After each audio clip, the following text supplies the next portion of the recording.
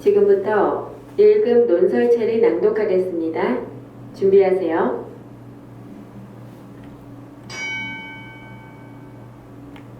2008년 말에 시작된 세계적 금융위기의 본질적인 원인은 거대 자본에 의한 일방적인 시장 독점이라고 할 수 있다. 주지하다시피 신자유주의 경제 논리는 시장에 대한 정부의 개입을 최소화하고 자본의 활동을 자유롭게 하는 것이 핵심이다. 자본가들은 자본을 증식시키기 위해 수단과 방법을 가리지 않는다. 그리고 자본을 증식시키기 가장 손쉬운 방법은 부동산과 금융상품 개발이었다. 이 두 가지는 일반인들에게도 손쉽게 자산을 증식시킬 수 있는 방법으로 인식되어 금융권으로부터 저리의 대출을 통하여 부동산에 투자하는 현상이 전 세계적으로 유행되었다. 그러나 그 결과는 모두를 부자로 만들지 못했다. 부동산에 대한 투자는 기업과 산업에 대한 투자로 연결되지 못했고 오히려 경제활동을 점점 위축시키는 작용을 했다. 그래서 부동산 가치의 상승을 통해서 실제로 부를 증식시킨 경우는 금융이나 소수의 상위 부자들뿐이고 나머지 대다수에게는 채무만 남게 되는 비극이 초래되었다. 결국 신자유주의 경제 논리는 소수에 의한 부의 집중화로 귀결되어 가고 있다. 리먼 사태 이후 선진국에서는 시장에 대한 정부의 개입과 간섭이 점점 확대되고 있다. 그러나 우리나라에서는 오히려 신자유주의 경제 논리가 시장에서 더욱 강력해지고 있다. 예를 들면 리먼 사태 이후에도 대기업 자본이 골목 상권까지 접수하여 재래시장과 동네 상점들의 생존을 위협하고 있다. 이들은 빵집, 커피 전문점에 이어 최근에는 한식 뷔페까지 프랜차이즈화하기 시작했다. 이는 약육 강식의 논리로 자본의 시장 독점과 독재에 해당된다.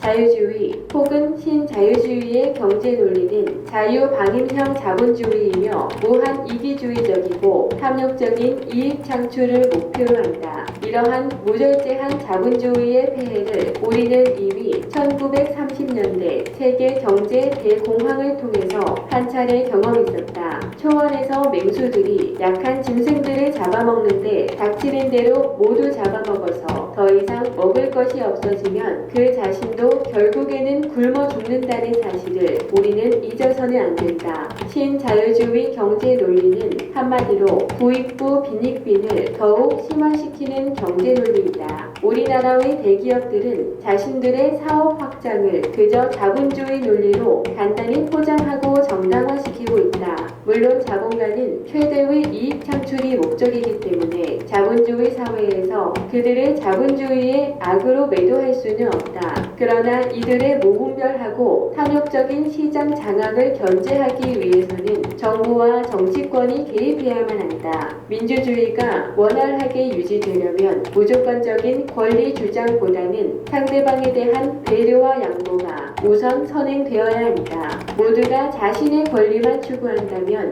그 사회에서는 공존과 상생이 절대로 불가능하다. 이러한 논리는 경제 분야에서도 마찬가지이다. 독점 자본이 사회적, 경제적 약자의 생존을 보장하지 않으면 그 사회의 경제는 결국 붕괴될 수밖에 없다. 경제 민주화라는 것은 약자에 대한 강자의 배려와 양보, 그리고 이를 바탕으로 상생하는 경제라고 정의할 수 있다. 그래서 경제 민주화는 약자에 대한 거대 자본의 배려와 양보를 담보해야 한다. 다시 말해 민주주의가 평등이라는 전제 조건을 갖고 출발하는 것이기 때문에 경제 민주화도 역시 모든 비즈니스에서 평등이라는 전제 조건을 가져야만 가능할 것이다. 거대 자본은 시장에서 자본의 힘으로 경제 활동의 평등성을 무시하고 약자를 고사시키면서 시장을 독점하려는 시장 독재를 중단해야만 한다. 거대 자본의 양보를 통한 경제 활동의 평등성 회복이 바로 경제 민주화이기 때문이다. 역대 정부들은 경기를 활성화시키는 방편으로 대기업에게 일자리를 늘리라고 주문해왔고 이를 뒷받침하기 위해 대기업 위주의 경제 정책을 실시해왔다. 물론 우리나라가 오늘날 G20 국가로 발돋움하기까지 대기업들의 역할이 매우 컸음을 부인할 수 없다.